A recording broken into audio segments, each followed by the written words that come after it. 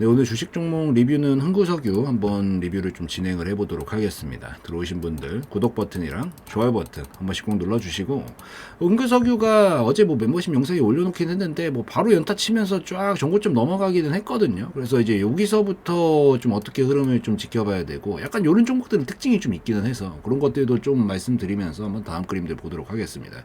뭐 우선은 뭐 흥구석유가 움직이고 있는 이유는 뭐 최근에 계속 이 뉴스에서도 많이 얘기가 나오죠. 중동 지역 쪽에서 좀 문제가 생겨가지고 이스라엘이랑 팔레스타인 간의 또 분쟁이 좀 크게 발발하게 되면서 그런 부분들이 지금 여기 종목에 영향을 미치면서 움직이고 있어요. 뭐 당연히 중동 쪽은 이 오일이랑 연관이 되어 있잖아요. 유가랑 국제 유가랑 연관이 되어 있고, 아무래도 여기서 수급이 좀 어려워지게 되면 이 문제로 인해서 그럼 당연히 공급량은 줄어들고 수요는 계속 있는데, 그러면 가격은 어떻게 되겠어요? 가격은 당연히 올라갈 수밖에 없겠죠. 그러니까 이제 국제유가도 지금 순간적인 급등이 막 나오면서 움직임이 나왔는데, 이게 가격, 원재료 가격이 좀 상승하다 보니까 흥구석유도 당연히 이 석유 관련주로 엮여 있다 보니 상승이 나오면서 움직이고 있는 거다라고 보시면 돼요. 그리고 이 석유 말고도 천연가스도 움직임 많이 나와주고 있는데, 천연가스는 또 석유의 대체제이기도 하죠. 그러다 보니까 또 이게 수급이 안 되면 이쪽 가격도 당연히 올라갈 수밖에 없으니 이런 부분들에 입각해가지고 종목들이 다 움직이고 있는 그런 상황이다라고 좀 보고 있습니다. 어찌되었든 뭐 이미 알고 계시는 내용 한 번 더 읊어드렸고,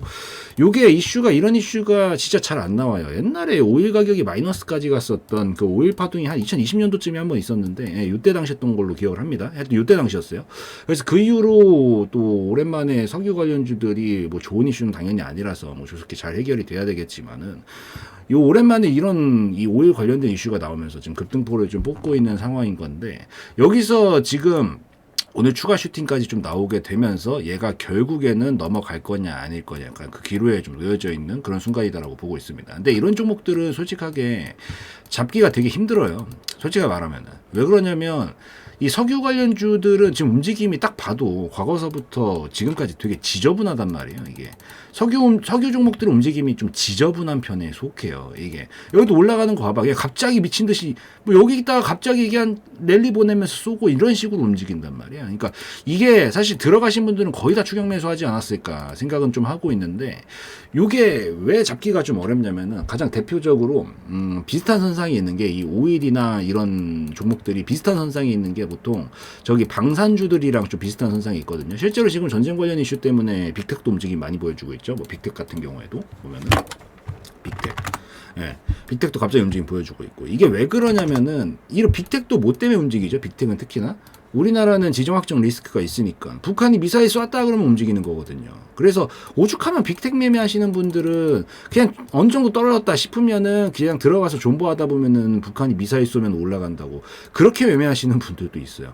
이게 그러니까 이슈에 되게 민감한 업종 테마군들이 있거든요. 엄청 민감한 업종 테마군들이 있어요. 그러니까 뭐 방산주로 예를 들자면은 뭐 미사일 쐈다 이러면 올라가는 거고, 유가 자체도 중동 쪽이 사실 뭐 좀 많이 떠들썩한 이슈들이 중간중간 심심찮게 한 번씩 나오잖아요. 뭔가 자꾸 분쟁이 일어나고 막 이런 부분들. 그러니까 그게 나오기 전까지 계속 그냥 하염없이 이렇게 움직이다 뭐 나왔다 싶으면 갑자기 빵 쏴버리고, 이 빵 쏘는 게 엄청 빨리 움직여. 그것도 쉽게 먹을 수 있는 자리 주는 게 아니라 그냥 갭상승 띄워놓고 뭐 주말간에 이슈 있었다? 갭상승 띄워놓고만 그냥 펌핑 쳐버리고 이러니까.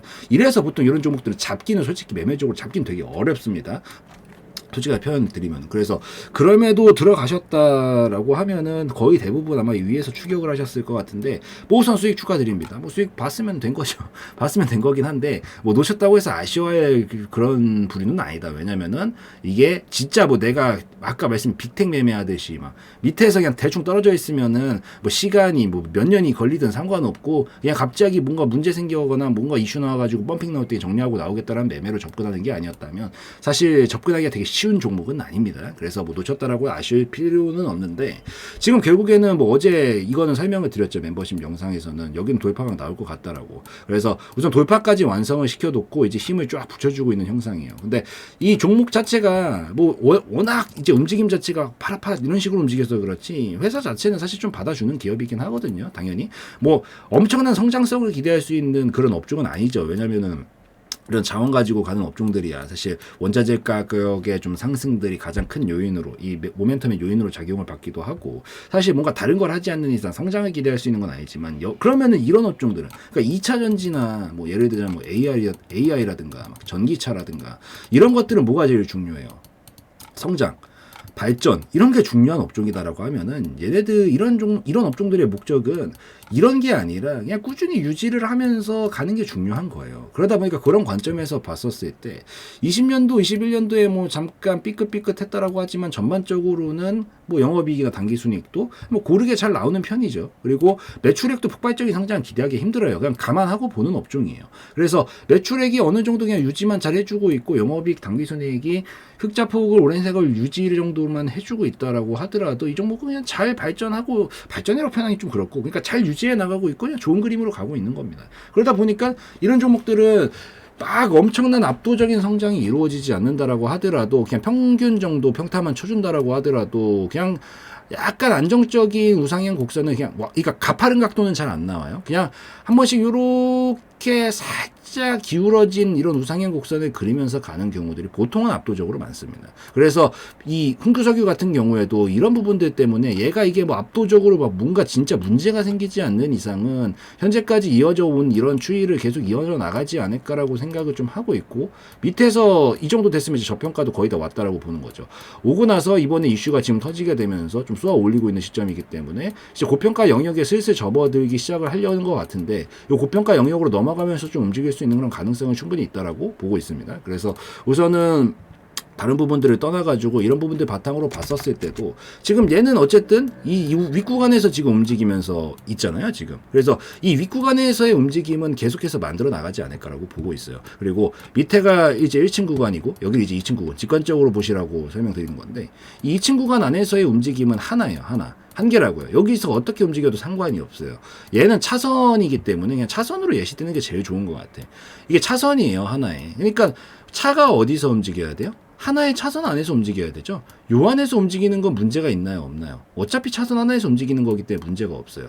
우리가 주의 깊게 봐야 되는 구간들은 이제 요렇게 위나 아래로 차선 변경을 할 때 깜빡이 트는 순간에 좀 유의해서 봐야 되는데 어쨌든 차선 안에서는 자유롭게 움직이는 거고 보통 차선 밑에까지 오면 어디까지 움직여요? 상단까지는 보통 움직인단 말이에요, 이게. 그래서 지금 어차피 박스권이고 어차피 박스권 하단에서 저점 자리 살렸고 이슈가 있는 마당에 돌파까지 나왔으면 상단까지는 보통 간다라는 관점으로 우선 보는 거죠. 그래서 지금 보고 계시는 분들은 조금 더 보시는 것도 괜찮을 것 같아요. 우선 여기까지는 충분히 도달할 만합니다. 그래서 오늘 여기 이미 돌파 단기적 들어와서 봤었을 때 돌파각이 나와줬기 때문에 추가적으로 양봉 하나 정도 더 뽑으면서 도달 가능성이 있다라고 보여서 뭐 좀 더 계속 홀딩하면서 보는 거 괜찮다라고 보고 있고 올라오면은 한 요 정도까지 오면은 얘가 이게 펀더멘탈적으로 지금 아까 재무 보여드렸던 부분들이 그냥 어느 정도 무난하기 때문에 이런 부분을 지금 반영시키겠다라고 하면 돌파각은 나올 수 있겠지만 그래서 요때 당시에 반응을 좀 잘 보셔야 돼요. 여기서 거래량이 너무 많이 나오는데 꼬리가 좀 달린다든지 이런 반응이 나오면 여기서 결국에는 마무리가 될 가능성이 높을 수가 있거든요. 그래서 만약에 그게 안 나오고 거래량이 크게 안 나오고 그냥 슬며시 돌파각이 나와준다라고 하면 이거 아직도 오래 갈 놈이라는 얘기예요. 그래서 이걸 가지고 돌파가 나올지 아닐지 판가름을 하시되 무조건적으로 돌파한다는 보장은 없으니까 한 11,000원쯤 오면은 의미 있는 라인이긴 하거든요. 여기 라인 정도에서 분할익절 한번 해주는 것도 괜찮다라고 생각합니다. 그래서 여기까지 올라오면 분할익절 한번 하시는 거 괜찮고 중요해요. 돌파를 해주면은 강하게 넘어가면서 이제 이 힘을 넘어서 또 새로운 차선으로 넘어가면서 큰 파동이 연결이 되겠지만 박스권은 실패하면은 이전 고점들 돌파를 못 하잖아요. 꼬리가 막 길게 달리면서 돌파를 못하면 다시 밑에까지 내려와요. 그게 문제예요. 그러니까 이 가능성을 배제시키기 위해서 분할익절 하고 보라고 얘기하는 거예요. 리스크 관리 차원이니까. 그래서 그렇게 좀 보시고 넘어가게 되면은 혹시나 넘어갈 수 있다라 그러면 다음 목표가는 제가 봤었을 때 여기서부터 여기까지가 하나의 파동이잖아요. 여기서부터 여기 파동값만큼 올라갈 겁니다. 140% 정도 되거든요. 그러니까 이게 보면은 크기가 차선의 크기가 항상 균등하죠. 보면은 여기 1층에서 움직인 크기나 2층에서 움직인 크기나 비슷비슷하잖아요. 이게. 그래서 요 정도 만약에 요 12,000원 정도 넘어가기 시작한다라고 하면은 제가 봤었을 때 또 이마만큼 폭만큼은 넘어갈 수 있거든요. 그래서 도달하면은 분할익절 해주고 가주면은 한 2만 원 초중반대 부분까지 한 2만 2, 3천 원 잡으면 되겠네요. 넘어가면 2만 2, 3천 원 정도까지 또 강하게 쏠 가능성은 좀 있습니다. 그래서 여기서 분할익절하고 추가로 가주면은 2만 2, 3천 원에서 전량익절 하실 생각으로 보시고 안 나와주면 절반익절하고 나머지 본전에다 걸어놓고 좀 버텨보다가 뭐 저점이 뚫린다든지 이럴 때는 그냥 같이 또 나머지도 익절해주고 나오는 그런 관점으로 대처를 좀 해주면 좋을 것 같고 근데 약간 조금 걸리는 변수가 좀 있어요. 그게 뭐냐면 여기 지금 어차피 전에 있었던 고점 라인 거의 다 오기는 했거든요. 거의 다 왔는데 오늘 거래량이 좀 많이 나오기는 했잖아요. 이게 어느 정도 차익 실현 매물이 나왔다라고 볼 수도 있어요. 그러니까 거래량이 보통 터지면은 이게 거래량이 터지면 조정이 보통 나와요. 거래량이 터지면 조정이 나온다. 거래량이 터지면 조정이 나와요. 그래서 내일 바로 말아주는 흐름이 나오지 않는다라면 조정을 겪고 가야 된다는 얘기거든요. 뭐 그럴 때 대처하는 방식은 여기 앞에 있었던 중요한 고점 라인이 있잖아요. 이 라인이 안 깨지는 선에선 탄력 계속 살아있다라고 보는 거예요.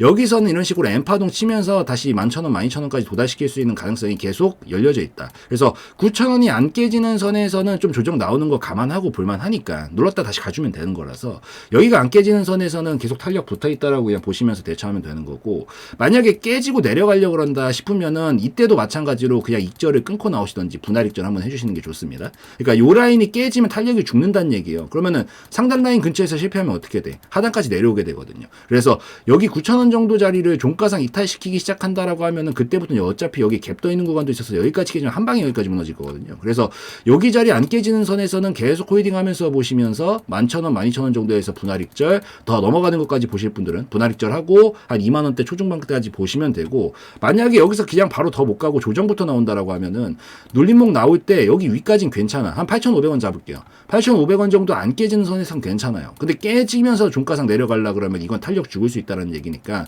뭐 전량 익절을 하시던 이때 분할 익절하고 끊고 나오시는 게 더 나을 수 있다라는 점을 좀 기억을 하고 읽어 나가시면 좋을 것 같습니다. 그래서 우선 이런 식으로 대처하면은 뭐 큰 문제 없이 대응을 하실 수 있을 거니까 어차피 대응의 영역이거든요. 그래서 그렇게 좀 보시고, 그 다음에 뭐 추가적으로 가게 되면서 또 움직임이 나오면 그때 또 한 번 더 찍어가지고 한번 올려보도록 하겠습니다. 그래서 이 정도면 충분히 다 다른 것 같으니까 이거까지 좀 체크하시면서 보시면 좋을 것 같고, 여기서 마무리 짓는 걸로 하고요. 오늘 영상에서의 내용은 저의 개인적인 견해였으므로 참고용으로만 보시라는 말씀 드리고 마무리 짓도록 하겠습니다.